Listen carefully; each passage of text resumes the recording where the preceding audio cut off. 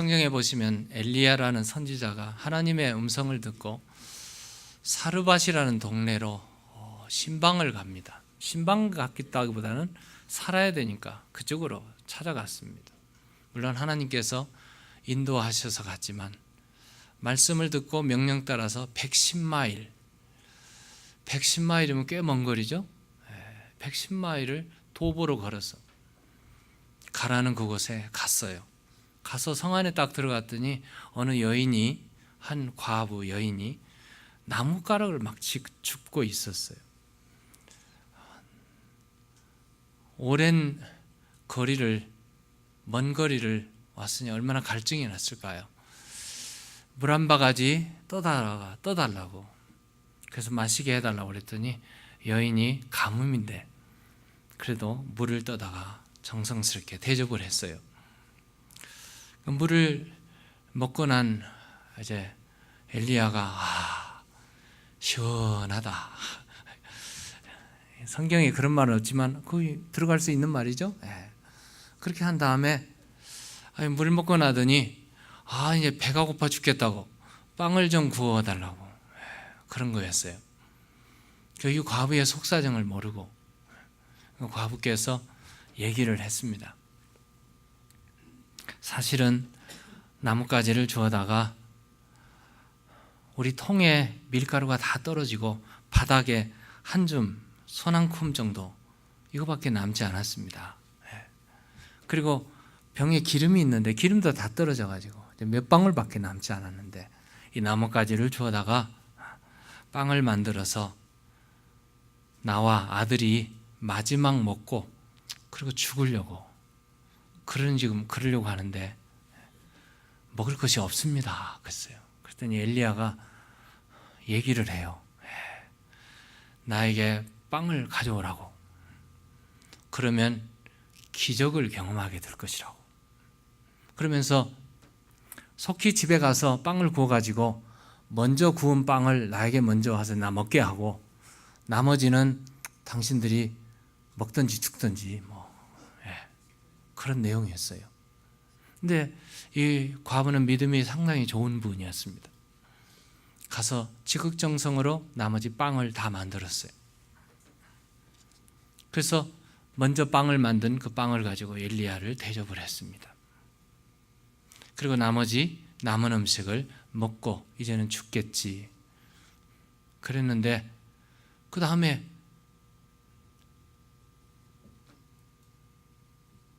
또 가서 그 항아리에 찾아가서 보니까 밀가루가 그대로 남아있어요. 이상한 일이죠? 하도 눈이 이상하다 생각 들어서 기름병을 찾아가서 기름을 보니까 기름이 그대로 가득 차 있는 거였어요.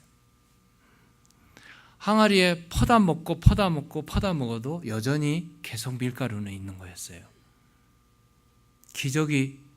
하나님의 기적이 일어난 줄로 믿습니다. 성경에 그렇게 기록하고 있어요. 그래서 가뭄이 다 할 때까지 3년 6개월 동안 비가 안 오고 가뭄이었거든요. 가뭄이 다 할 때까지 이 과부의 사르밧 과부의 가루통에는 계속 밀가루가 있었고 기름병에는 기름이 흐르고 있었습니다. 내게 있는 작은 것을 주의 종에게 하나님께 드렸더니 하나님은 그 작은 것을 가지고 하나님의 일을 하실 줄로 믿습니다. 이게 오늘 우리가 맞이해야 될 일이죠. 근데 오늘 본문에 보시면 이 일도 엄청난 미러클인데요. 오늘 본문을 보시면 예수님께서 이상한 일을 하고 계세요. 이상한 일이라고 해서 제가 미안합니다만 기적적인 일을 하고 계십니다. 예수님이 살아계실 동안 기적, 이적을 행하신 것 중에 정말 많이 사용되고 또 많이 알려진 이적이 있다면 그 중에 하나가 오병이어의 기적입니다. 보리떡 5개와 물고기 2마리로 5,000명을 먹이고도 12바구니가 남은 이 사건은 기적 중에 기적입니다. 그래서 성경에 보면 사복음서에 다 기록해 놨어요. 여러분, 사복음서에 다 나온다는 것은 빠뜨릴 수 없는 이적의 기사라는 내용이죠. 특히 요한복음에는 기적이 몇 개 없어요. 한 7개 정도 기적밖에 없습니다. 근데 그 중에 오병이어의 기적은 들어있단 말씀입니다. 이 기적 중에 마태복음 14장, 마가복음 6장, 누가복음 9장, 요한복음 6장, 이렇게 네 복음서에 정확하게 오병이어의 기적이 기록된 만큼 이 기적은 굉장히 중요한 사건이고 꼭 기억해야 되는 그런 사건이라 말씀입니다. 오늘 본문을 좀 들어가 보면 벳세다라는 들녘에 예수님께서 가셨습니다. 뒤에 가서 설명하겠습니다만 가신 이유가 있습니다. 그런데 그곳에 많은 사람들이 몰려오기 시작했어요. 예루살렘에 사는 부자들이 온 게 아니고 대충 보면은 병들고 가난하고 소외당하고 무시당한 이런 그 사람들이, 배고픈 사람들이 무리를 지어가지고 예수님 앞에 찾아왔어요. 그러니까 벳세다 들녘에는 예수님이 계셨고 제자들이 있었고 카운트할 수 없는 많은 무리들이 소문을 듣고 예수님을 찾아왔던 거예요. 본문을 이해하기 위해서 앞뒤 상황을 좀 살펴보면은, 먼저 예수님께 파송받았던 12제자가 밖에 나가서 복음을 전했어요. 하나님의 주님 예수님의 능력을 받아가지고 가서 복음을 전하니까 사람들이 막 바뀌기 시작하고 귀신들이 떠나가고 또 병자가 막 낫는 거예요. 그러니까 얼마나 흥분되겠습니까? 제자들이 돌아와가지고 예수님 막 흥분해가지고 예수님 막 그냥 막 얘기 보따리가 막 터지는 그런 상황입니다. 근데 그 상황을 딱 그 뒤로 하고 중간에 삽입 구절이 있는데 헤롯 왕의 얘기가 나오고 있어요. 헤롯이 예수님에 대한 소문을 들었어요. 도대체 이 사람이 누구인가? 헤롯은 마음에 갇히게 받았어요. 자기가 선지자라는 사람을 감옥에서 꺼내가 죽였거든. 목을 베어서. 누구예요? 세례 요한을 죽였어요. 근데 예수님의 소식을 듣고 세례 요한이 죽었다가 다시 살아났는가 굉장히 궁금했던 질문이 오늘 본문에 실려 있습니다. 그리고 10절서부터 다시 본문 얘기로 돌아옵니다. 빈들에 예수님께서 그곳에 계셨고 제자들이 있었고 제자들이 전도 갔다가 병자를 고쳤다가 그리고 복음을 전했다가 돌아와서 막 흥분된 얘기를 막 늘어놓고 있는 거였어요. 사도들이 10절이네요. 사도들이 돌아와 자기들이 행한 모든 것을 예수께 여쭈니 막 흥분이 되는 얘기들이죠. 얘기를 다 들은 예수님께서 제자들을 따로 데리고 어디로 가셨는가? 벳세다라는 고을로 떠나가셨으나 아마 일을 너무 많이 하고 흥분하고 사역을 많이 해서 이제는 어디로 조금 한적한 곳으로 가서 쉬어야겠다 그런 마음을 가지신 것 같아요. 여러분, 일하는 사람들이 24시간 일주일 내내 일한다고 그래서 일의 능률이 오를까요? 일할 때가 있으면 쉴 때가 있어야 돼요. 휴식 시간이 있어야 됩니다. 이게 영적인 일에도 똑같습니다. 사역을 많이 한 사람은 쉼이 있어야 돼요. 선교사들에게도 가서 사역을 한 4년 혹은 6년 사역을 한 다음에 안식년을 갖는 이유가 바로 거기 있습니다. 왜 가져야 되는가? 리차지 해야 되잖아요. 여러분, 호수가 있어요. 호수에 물이 막 퍼주게 되면, 다 퍼주면 어떻게 돼요? 바닥이 나버리죠. 그럼 어떻게 해야 돼요? 다시 비가 오든지 호수를 채워야 다시 준단 말이에요. 이거는 자연 법칙입니다. 제자들이 열심히 일을 하고 예수님도 열심히 일을 하셨어요. 그리고 한적한 곳을 찾은 이유는 쉬시려고 가신 거예요. 리차지 하려고. 제가 오늘 본문을 읽고 매우 마음에 찔림을 받았어요. 예수님이 쉬시러 가셨는데 쉬지도 못해요. 그 다음 절에 보면은요, 무리가 알고 따라왔거늘. 쉬려고 갔는데 벌써 알고 사람들이 왔는데 보통 사람들이 온 게 아니라 막 카운트할 수 없는 사람들이 전부 찾아왔어요. 그런데 예수님께서 오늘 본문에 예수께서 그들을 어떻게 하셨어요? 영접하사.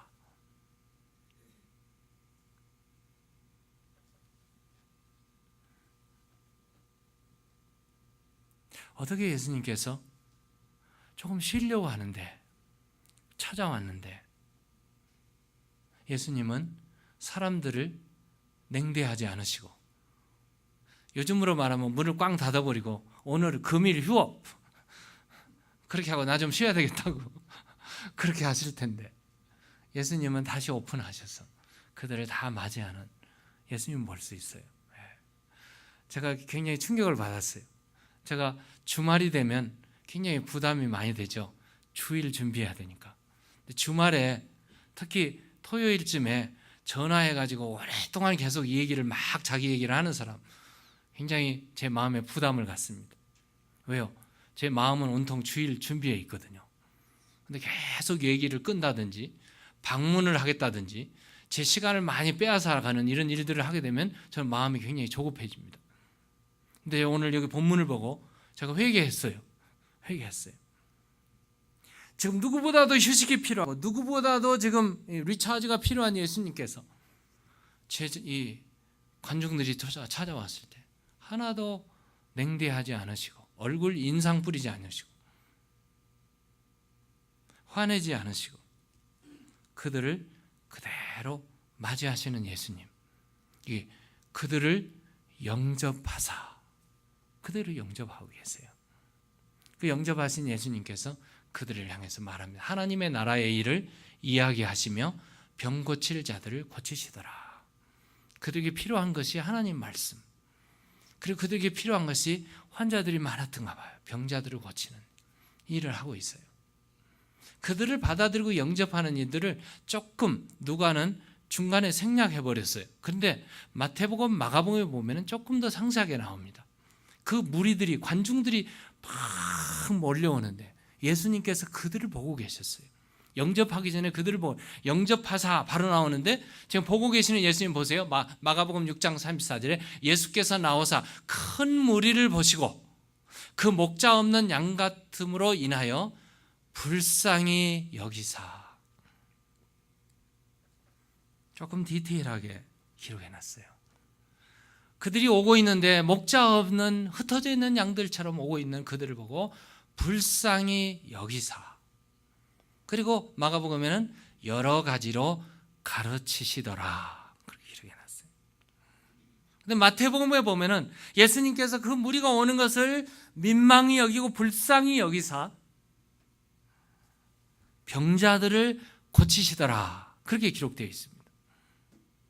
그 마태복음, 마가복음 두 가지는 불쌍히 여기시면서 가르치시고 고치시더라 했는데 오늘 누가는 앞에 부분은 다 생략해서 어차피 예수님이 하신 일이 똑같은 일인데 중요한 것을 지금 누가는 거기에 부각시키고 있는 거예요. 그 부각시키고 있는 내용이 뭡니까? 하나님 나라의 일을 이야기하시며 병 고칠 자들을 고치시더라. 그럼 예수님께서 이 땅에 오셔서 하신 일이 굉장히 세 가지 꼭 잊어버리지 않아야 될 일인데 첫 번째가 말씀을 외치는 설교하셨어요. 프리칭 하신 겁니다. 두 번째는 티칭 하셨습니다. 가르치셨습니다. 세 번째는 고치셨어요. 병자를 고치 힐링 하셨어요. 그 누가는 이 세 가지를 전부 종합해서 가장 중요한 부분을 나타내고 있는 것입니다. 예수님께서 하나님의 나라의 말을 선포하고 계시고 이해 못하는 자들에게 가르치고 계시고 그 다음에 병자들을 손수 고쳐 나가시는 일을 하고 계셨어요. 아마 제 생각에 하루 종일 하신 것 같아요. 사람들이 찾아오는데 시간 약속하고 오는 사람 없어요. 그냥 밤이건 새벽이건 막 쳐들어오는 사람들 막 오는데 예수님께 영접하시고 고치기 시작했는데 아마 새벽부터 시작한 것 같아요. 그래가지고 오늘 그 다음 절에 보면은 날이 저물 때까지 날이 저물매 긴 시간 동안 설교하시고 고치시고 가르치시고 시간 가는 줄 모르고 일이 이루어지고 있었어요. 거기에 회중들도 무리들도 제자들도 예수님도 시간을 잊어버리고 살았어요. 그런데 보니까 해가 석양에 지금 지고 있는 거였어요. 지고 있는데 아무도 걱정 안 했는데 누가 걱정을 해요? 제자들이 걱정을 해요. 제자들이. 저녁 때가 돼서 뭘 먹어야 돼요? 저녁 먹어야 되잖아요. 저녁 먹어야 되는데 이 많은 사람들을 저녁을 먹이려니 제자들이 얼마나 걱정이 돼요. 그 제자들이 따로 예수님 그래도 밥은 먹고 일을 합시다 해가지고 따로 가서 밥을 먹을 수도 없잖아요. 그래서 제자들이 예수님 앞에 서제션을 합니다. 뭐라고 하는 거예요? 날이 저물어 가매 12사도가 나와 여짜오되 무리를 보내어 두루 마을과 촌으로 가서 유하며 먹을 것을 얻게 하소서. 우리가 있는 여기는 빈들입니다. 제자들의 제안이죠. 뭡니까? 무리들로 하여금 돌아가서 마을에 가서 거기서 자고 거기서 먹게 하소서. 뭐예요? 자기들의 문제는 자기들이 해결하게 하소서. 처음에는 제자들이 참 관중을 걱정하는 것처럼 보이죠? 근데 걱정이 아니에요. 사실은 자기들 걱정하는 것 같아요. 네. 이 사람들을 도대체 어떻게 먹였냐 이거예요. 뭐 먹일 수가 없죠. 그러니까 각자 가서 각자 문제는 각자가 해결하게 하십시다. 이게 제자들의 대책이었습니다. 근데 그 다음에 보면 예수님께서 뭐라고 하시는지 보세요. 제자를 볼까요? 그 다음에 보면은 예수께서 이르시되 너희가 먹을 것을 주라. 매우 당혹스러운 말씀을 예수님께서 하십니다. 이 말을 듣고 제자들이 굉장히 부담을 가져요. 제자들이 뭐라 하는가? 여짜오되 주여 우리에게 떡 5개와 물고기 2마리밖에 없으니 이 모든 사람을 위하여 먹을 것을 사지 아니하고서는 할 수 없습니다. 말꼬리가 흐려지죠? 할 수 없습니다. 근데 여기에 보면은 마가복음에 보면 조금 달라요. 마가복음 보면은요 예수님을 조금 예수님 그런 말을 해도 됩니까? 할 정도로요. 이렇게 말하고 있어요. 우리가 가서 200데나리온의 떡을 사다가 먹이리까? 200데나리온의 떡을 사다가 먹일 수 있습니까? 이렇게 지금 예수님을 추궁하는 식으로 얘기하고 있어요. 오늘 스토리를 조금 종합해 보면은요. 요한복음에 보면은 예수님께서 너희가 먹을 것을 줘라 이 말을 벌써 누가 계산하고 있는 걸 알고 있었어요. 누가 계산하고 있었어요? 빌립이라는 사람이 계산하고 있었어요. 빌립에게 먹을 것을 주라 하니까 빌립이 금방 계산대를 탁탁 돌리더니 이렇게 말해요. 요한복음 6장 7절에 나와 있네요. 빌립이 대답하되 각 사람으로 조금씩 받게 할지라도 200데나리온의 떡이 부족하리다. 부족할 것입니다. 200데나리온 돈도 없고 돈이 있다 해도 빵 공장이 있는 것도 아니고 빵을 다 산다 한들 부족하다는 말씀이에요. 그런데 여기에 빌립은 머리로 계산하고 네거티브한 반응을 예수님 금방 보여요. 근데 그 제자 중에 믿음이 좋은 사람이 있어요. 누구였어요? 안드레였습니다. 안드레가 한 말을 보세요. 6장 9절에 여기 한 아기가 있어. 아마 점심 먹으려고 가져왔는데 시간 가는 줄 모르고 잊어버리고 있었던가 봐요. 그래서 꺼냈는데 보리떡 5개와 물고기 2마리를 가지고 있나이다. 여기 보리떡 5개, 물고기 2마리밖에 없습니다. 그런데 그것이 이 많은 사람에게 얼마나 되겠습니까? 예수님, 가진 것이 이거밖에 없습니다. 예수님, 어떻게 할 수 있겠습니까? 굉장히 믿음으로 예수님 앞에 나오는 제자의 모습이죠. 자, 이 말을 들은 예수님께서요, 제자들에게 말을 해요. 관중들로 하여금 50명씩 짝을 지어서 무리를 지어서 소그룹으로 나눠서 앉게 하라고. 이 지금 해결책과 답은 예수님은 벌써 알고 계셨기 때문에 문제가 안 되는데 답을 모르는 사람들에게는 굉장히 또 당황스러운 얘기예요. 아니 먹을 떡도 없고 음식도 없고 아무것도 없는데 50명씩 앉으라고 지금 하고 있는 거예요. 근데 놀라운 광경은 오늘 본문을 아무리 파고 다 읽어봐도요 거기에 의심하는 사람, 질문하는 사람이 하나도 없다는 거예요. 50명씩 앉히라니까 50명씩 다 앉았어요. 5,000명을 50명씩 앉히면 몇 그룹이 될까요? 조금 뒤에 가서 계산해 보겠습니다만 5,000명은 남자들만이에요. 그러면 아이들과 여자들을 다 포함하면 적어도 15,000에서 2만 명이 돼요. 15,000명에서 2만 명이 되는 사람들이 50명씩 그룹을 지어서 앉게 된단 말이에요. 이 말을 들은 사람들 얘기를 다 듣고 앉았어요. 근데 놀라운 일은 제가 이상했어요. 오늘 본문을 읽으면서 아무도 질문하지 않고 아무도 의심하지 않고 제자들조차도 예수님 뭐글 것이 있어야 50명씩 앉히죠 이렇게 말을 해야 되는데 제자들 그런 말을 하지 않아요. 그래서 도대체 예수님이 말씀하신 말에 뭐가 있겠는가 찾아봤더니 앉히라는 말이었어요.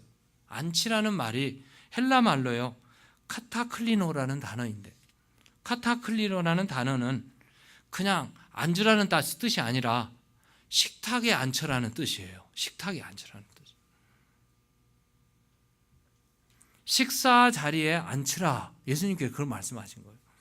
제자들이 벌써 안 거예요. 밥 먹게 되는구나.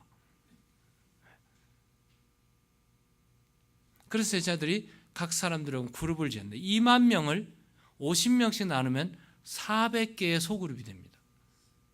만약에 2만 명이 전부 있는데 그냥 갖다 넣어주라 했다면 빵이 막 오는데 아마 그냥 오합지졸로 다 해서 분배하는데 문제가 컸을 거예요. 어떤 사람은 욕심이 나서 더 많이 싸가지고 가는 사람들 막 싸가지고 왔을 거예요. 그런데 50명씩 다 나눴으니까 공정하게 분배가 되는 겁니다. 그렇게 해서 예수님께서 보리떡 5개와 물고기 2마리를 가지고 하늘을 향해서 기도를 하고 계셨습니다. 아무리 봐도요, 예수님은 기도하셨고 축복 기도가 다 끝난 다음에 제자들에게 너나 주어라 했는데 제자들이 계속 빵과 고기를 나르고 있어요. 근데 오늘 본문은 먹는 얘기로 끝나는 것이 아니라 남은 얘기를 얘기하고 있어요. 17절에 보면은요, 남은 먹고 다 배불렀더라 그 남은 조각을 12바구니에 거두니라. 12바구니가 나온 걸로 봐서 12제자가 바구니 하나씩 들고 다 나른 거예요. 그리고 남은 것이 12바구니였어요. 12바구니를 나르면서 빵이 계속 나오고 고기가 계속 나오는 그거에 제일 신난 사람이 누구였을까요? 저는 아무리 봐도 성격이 급하고 다혈질인 베드로였을 것 같아요. 세상에 어떻게 이런 일이 하면서 마구마구 퍼다가 막 사람들에게 막 퍼주는 베드로의 모습. 그런데요, 그 중에 계산이 빨랐던 이 빌립은 바구니를 가지고 이 빵을 몇 개, 얼마 막 계산하면서 막 달려다녔을 것 같아요. 도대체 이 돈이 200데나리오 아니고 이게 뭐 계산으로 되는 게 아니네 하면서 막 갖다 퍼줬을 것 같아요. 그 중에 안드레는 어땠을까요? 내가 그럴 줄 알았어 하면서 예수님이가 그럴 줄 알았다고 막 그냥 기뻐가지고 신나게 날랐을 것 같아요. 근데 예수님의 제자 중에 돈깨를 맡은 가룟 유다는 어땠을 것 같아요? 가룟 유다는 막 인상을 쓰면서 다녔을 것 같아요. 이거 팔아서 돈깨 이러면서 다 갔을 것 같아요. 그런데 문제는 12명이 다 가서 나눠주고 12바구니가 다 남았다는 거예요. 오늘 얘기는 여기서 끝나면 뭐 그렇구나. 근데요, 저는 오늘 본문을 읽다가 누가가 도대체 왜 이 얘기를 마지막 부분에 12바구니에 거두니라, 12바구니가 남은 이 얘기를 남겨놓고 있을까? 누가가 하고 싶은 얘기가 뭘까? 분명히 있다 하고 파고 들어가 봤더니 있어요. 사복음서에 다 강조점이 다 있어요. 앞에도 봤듯이 지금 무리가 몰려왔을 때 예수님께서 그 무리를 향해서 불쌍히 여기시고 민망히 여기시는 목자로서의 예수님을 강조했어요. 그런데 요한복음에는 그 떡을 떼면서 떡을 먹는 관중들을 향해서 말 외치고 있는데 예수님께서 갑자기 그 뒤에 보면은 6장 48절에 내가 곧 생명의 떡이니라. 요한복음에 강조하는 건 뭡니까? 육의 양식과 영의 양식을 강조하고 있어요. 이게 요한이 강조하고 있는. 누가는 그럼 뭔가? 누가는 누가는 오늘 본문에 앞에 부분과 뒷부분을 딱 놓으면서 지금 앞에 부분에 헤롯의 얘기를 갑자기 등장시켜 놨어요. 근데 이유가 뭔가? 헤롯의 얘기 중에 종합해 보면은 그가 누구기에? 그가 누군가? 헤롯이 질문하고 있어요. 그 질문의 해답은 어디 있는가 하면 누가복음 오늘 9장 20절에 보면 베드로가 대답하고 있어요. 그분은 그리스도시라고 대답하고 있습니다. 그러면 지금 헤롯의 질문과 이 베드로의 대답, 주는 그리스도라고 대답하는데 마태복음을 보면 더 정확해요. 마태복음 16장 10절에 시몬 베드로가 대답하여 이르되 주는 그리스도시요 살아계신 하나님의 아들입니다. 이렇게 고백하고 있어요. 이 사이에 지금 누가가 실어놓은 얘기들을 그동안 우리는 설교를 통해 들었습니다. 갈릴리 풍랑이 막 일어나고 바람이 막 솟았고 풍랑 속에 제자들이 죽을 지경에 이르렀을 때 잠자고 계시던 예수님이 갑자기 일어나시면서 바람도 꾸짖으시고 파도도 잔잔케 하셨어요. 그리고 제자들의 질문이 뭡니까? 그가 누구시기에 바람도 풍랑도 잔잔하는가? 퀘스천이었어요. 그 다음에 예수님께서 그 다음 기사를 보면은 거라사 지방으로 갑니다. 거라사 지방에 귀신 들린 사람이 어느 누구도 해결할 수 없는 귀신 들려서 막 사슬을 끊어내는 무시무시한 사람을 예수님께서 한마디에 제압시키시고 귀신을 내어 쫓아오는 이런 역사를 하시는 그분은 누구실까? 그뿐이 아니에요. 12년 동안 혈루증을 앓았던 혈루병 환자, 유출을 하면서 피가 계속 흐르고 누구도 해결한 불치의 병이었던 여인이 가서 예수님의 옷자락을 만졌는데도 옷자락 만짐으로 인해서 치료가 됐어요. 불치의 병을 고치시는 그분은 누구실까? 이게 누가의 계속 지금 질문이죠. 그 다음에 야이로의 딸, 12살 먹은 야이로의 딸이 갑자기 죽었어요.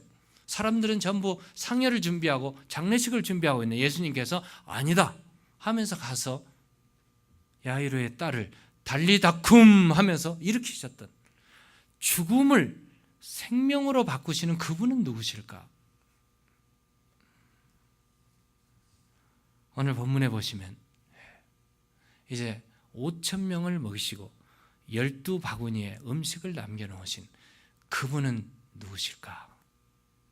종합해 보면 바람과 물을 잠재우신 그분, 귀신을 제거하는 그분, 불치의 병을 고치시는 그분, 죽은 자를 살리시는 그분, 5병이어의 기적을 베푸시고 12바구니에 가득 채우시는 그분은 오늘 20절에 베드로의 입을 통해서 그분은 그리스도시요 살아계신 하나님의 아들인 줄로 믿으시기 바랍니다.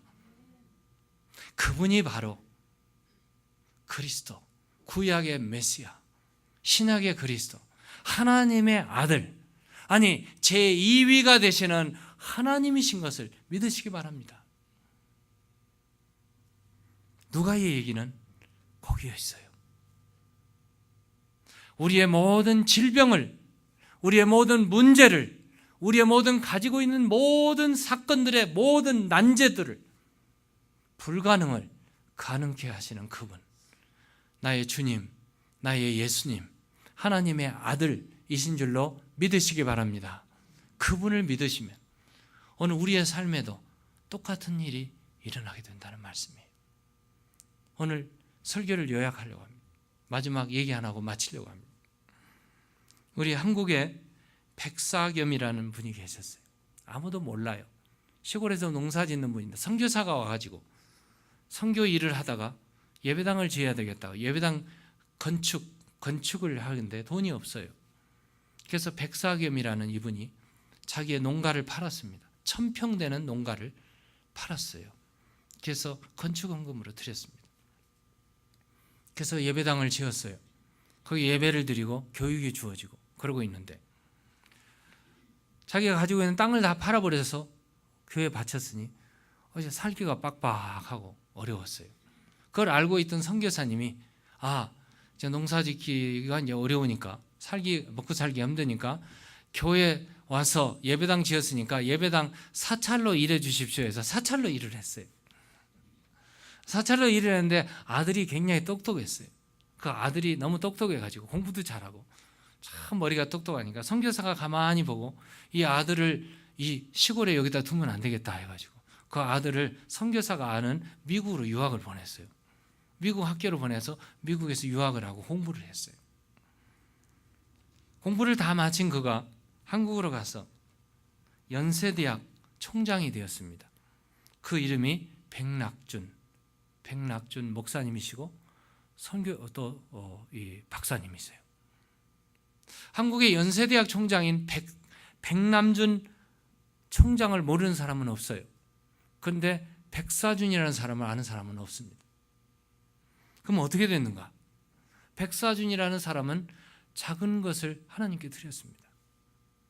그랬더니 하나님께서는 그 작은 것을 받으시고 아들 백낙준 총장을 만들어내셨어요. 이게 하나님이 하시는 일입니다. 오늘 우리의 가진 재능, 가진 은사, 가진 어떤 것을 가지고 하나님께 드리고 섬기고 나가면 우리 하나님은 그걸 통해서 오병이어의 기적을 베푸실 줄로 믿습니다.